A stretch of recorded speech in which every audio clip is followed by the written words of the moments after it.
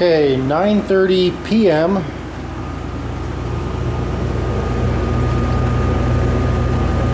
I knocked out at about 4 o'clock, 4:30.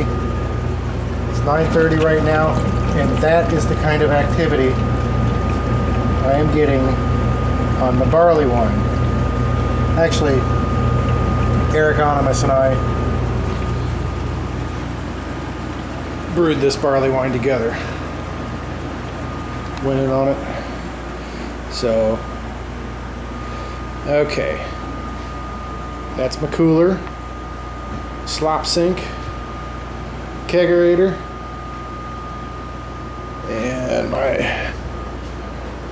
that's everything all put away, and a few odds and ends. So that's pretty much Bob's Brewery. That's all my stuff right there. There's my kegs, cleaners, all sorts of gizmos and gadgets, keg lids, pieces, parts. Still have to clean up a little bit, put stuff away. Anyway, this is a barley wine. The original gravity was 1.111, and as you can see, in just a few short hours, it was a very violent fermentation.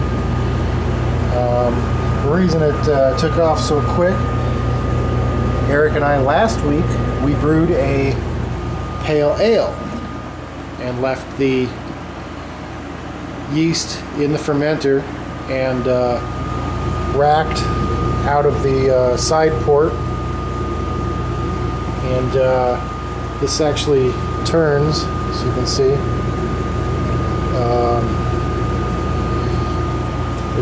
There's an arm inside of it that's curved so that you don't rack out the yeast. So anyways, we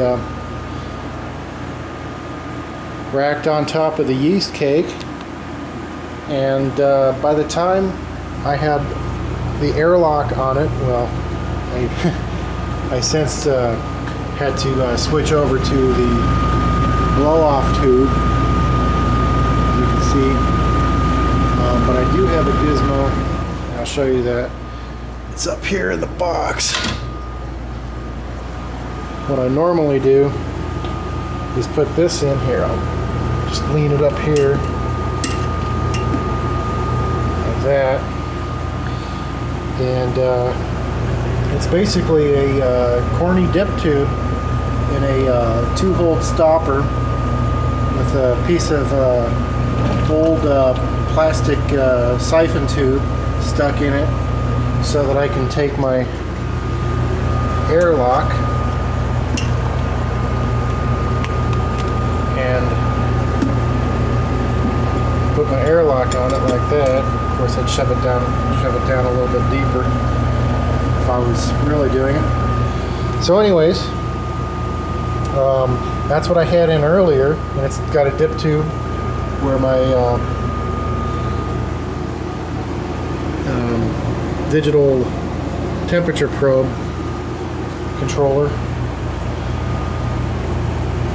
goes down to this. A friend of mine, actually a neighbor of mine, he's really good at welding, welded up some old corny stainless dip tubes for me a couple years ago. If you can see that, that's a pretty good weld job he did. And I got one skinny one and one fat one. I use them for different applications.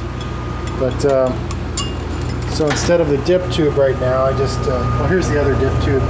It's inside of the got a 1 gallon jug that I filled with just regular water to have some kind of, so I'm not short cycling the motor. So anyways, I mean, look at how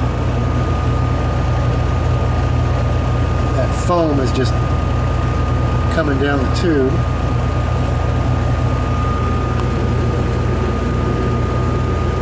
We're going to see an eruption here in a second. Actually, look at all that coming out. Man. The last time I had a violent fermentation like this, it was my Russian Imperial. from last year.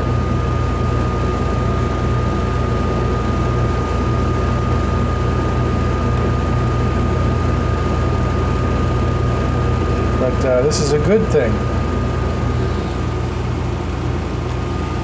It means it's going to ferment quick, clean, and fast. So hopefully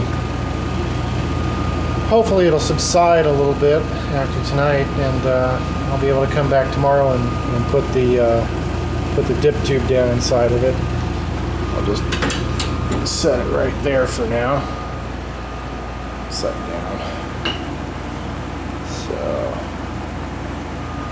all right. Well, that's it for this session of Brewing with Bob, and we'll see you later.